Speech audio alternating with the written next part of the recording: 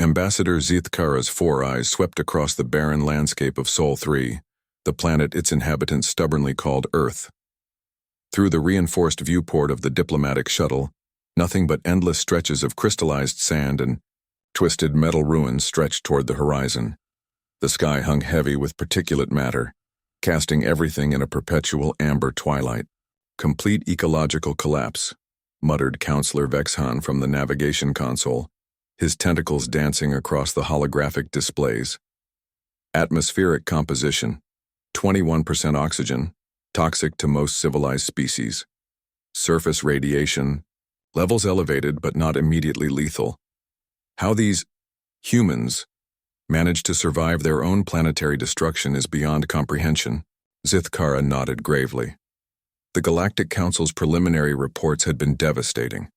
Humanity had poisoned their own world, stripped it of resources, and somehow managed to survive in underground bunkers and sealed habitation domes. Now, 3 cycles after first contact, they claimed to have something valuable to offer the greater galactic community. The Council had sent this delegation more out of pity than genuine interest.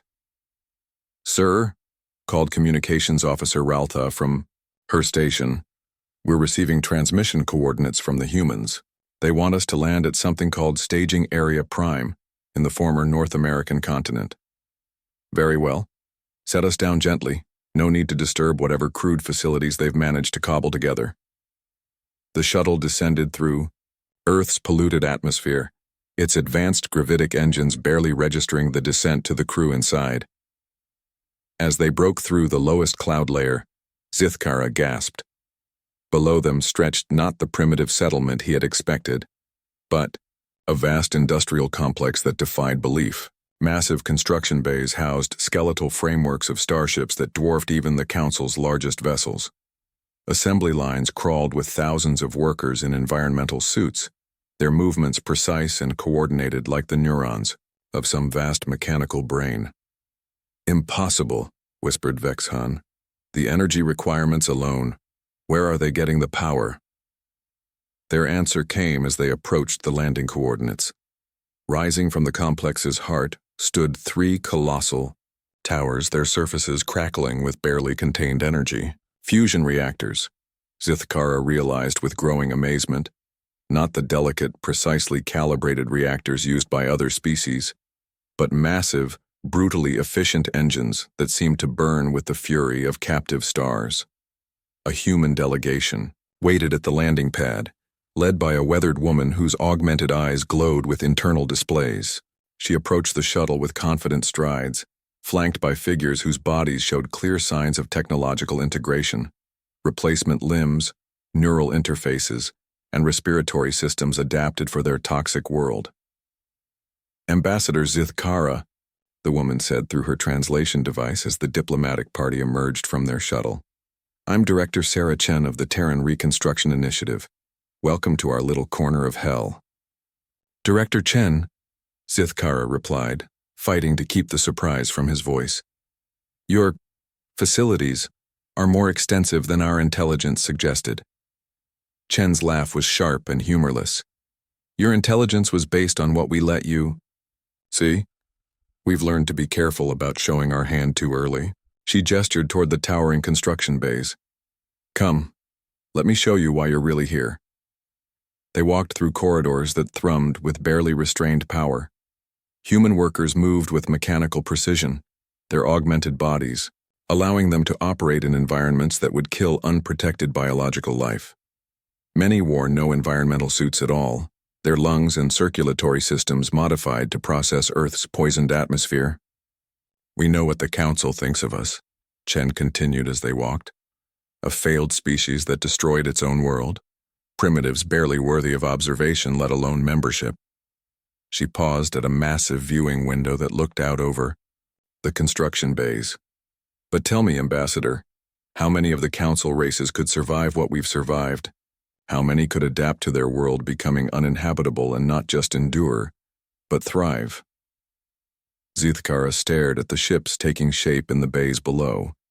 They were unlike anything in the galactic databases. Angular, aggressive designs that seemed to prioritize raw power over elegant efficiency. As he watched, one of the completed vessels fired its engines for a test run. The exhaust plume turned the air itself into plasma, and the ship accelerated with such violence that it created visible shockwaves. "We call them Vengeance-class dreadnoughts," Chen said, noting his attention. "Each one carries enough firepower to glass a continent. We've built 237 so far, with more coming online every day." "For what purpose?" Vexhan asked, his voice tight with concern. Chen's smile was predatory. "The Council has been very clear about our status in the galactic community. Earth is a cautionary tale. Humans are a contaminated species, suitable only for isolation and eventual extinction." She turned to face them directly. "We've decided to change that narrative." The air around them began to vibrate with a deep, resonant hum. Through the viewing window, Zithkara could see hundreds of the human ships rising from their construction bays, their engines painting the poisoned sky. With brilliant white fire, more ships emerged from hidden bays, their hulls scarred but functional, each one bristling with weapons that spoke of desperate innovation born from necessary violence.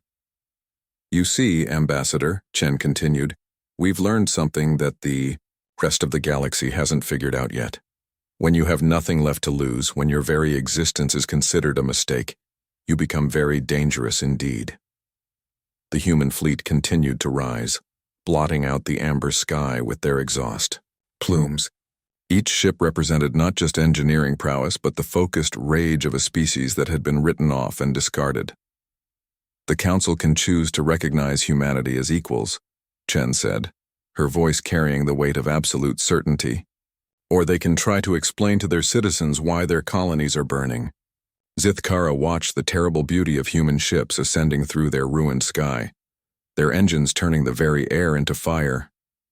He finally understood why they had been brought here, not to witness humanity's plea for acceptance, but to deliver their declaration of war.